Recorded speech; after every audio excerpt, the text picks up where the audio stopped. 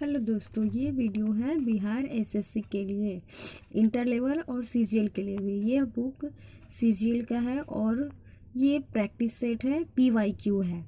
इसको हम प्रैक्टिस के तौर पे करें और यह 2025 में ही पूछा गया प्रश्न है। तो चलिए देखते हैं।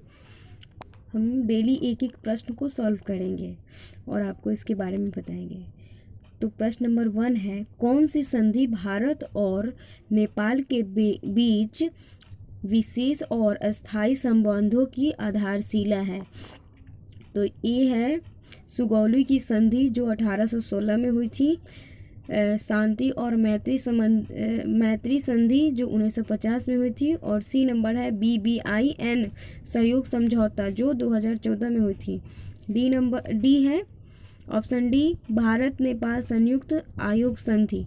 तो चलिए, आप लोग को पता है तो कमेंट कीजिए, और नहीं पता है तो ये बी है और इसका हम डिटेल बताते हैं। जैसा कि मैंने बता दिया है कि इसका बी आंसर होगा, शांति और मैत्री संधि 1950 में भारत और नेपाल के बीच विशेष और अस्थायी संबंधों की आधारशिला है।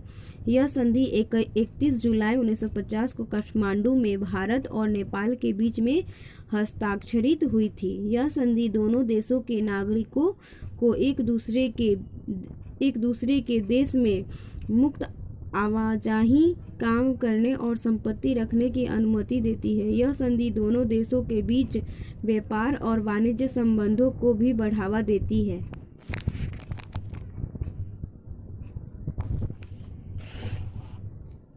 इतना अच्छा बुक है कि चारों ऑप्शन को डिटेल में बताया हुआ है ताकि आप अच्छे से तैयारी कर सकते हैं। देखिए, सुगौली की संधि के बारे में भी दिया है।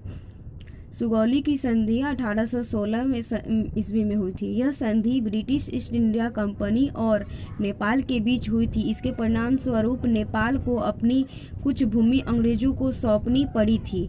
BBIN सहयोग समझौता 2014 में यह बांग्लादेश, भूटान, भारत और नेपाल के बीच एक मोटर वाहन समझौता है जिसका उद्देश्य चारों देशों के बीच व्यापार को बढ़ावा देना था।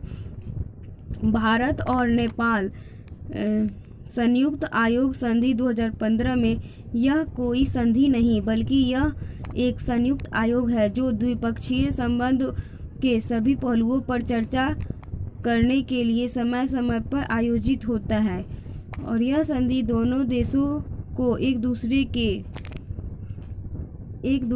के सुरक्षा हितों को ध्यान में रखने और एक दूसरे के खिलाफ शत्रुता पूर्ण गतिविधियों के लिए